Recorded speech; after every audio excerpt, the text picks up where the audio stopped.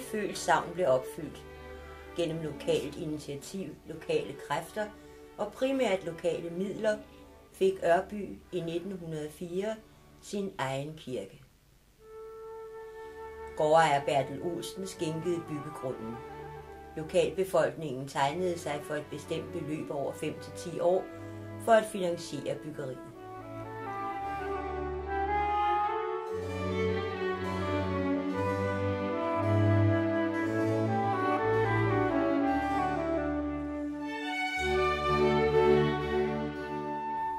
Kirken blev opført af lokale håndværkere efter tegning af arkitekt N.P. Nielsen København, der udførte tegningerne gratis.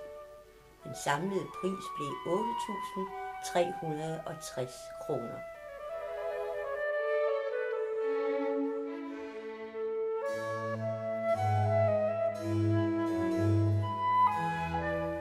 Kirken blev indviet 23. oktober 1904. Ret usædvanligt er det, at klokketårnet vender mod øst.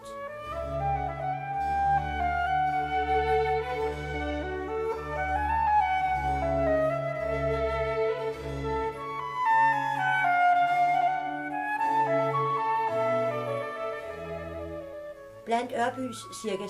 600 indbyggere valgtes en kirkekommission, der stod for opførelsen og drift frem til 1914, da kirken blev underlagt Tranebjerg Sogns menighedsråd.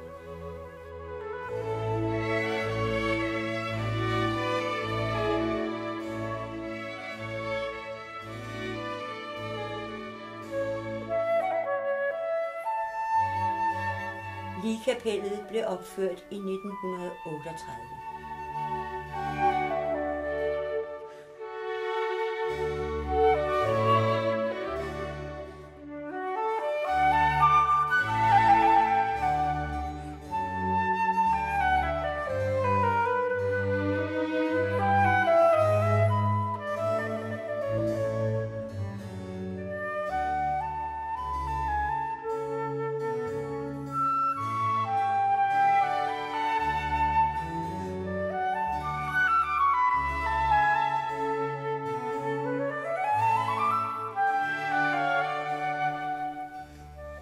Stafferingerne ved alter og på prædikestol blev udført af billedkunstneren Troels Trier og er senere blevet restaureret af malermester Frank Pedersen Ballen og hans søster Gerda Sørensen.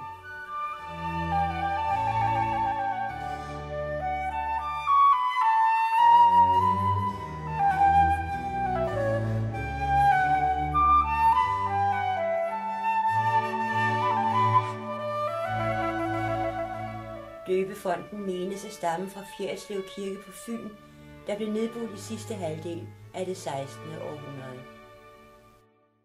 Dåbsfadet er skænket af provst P.A.C. Simonsen. I bunden er graveret en fremstilling af Jesu dåb. Lysekronen er skænket af lensgreve C.F. Danskjold Samsø.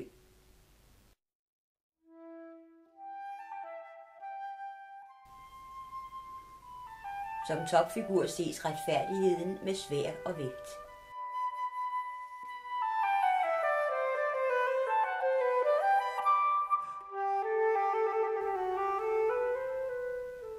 Kirkeskibet er bygget og skænket af kaptajn Valdemar Mühldorf.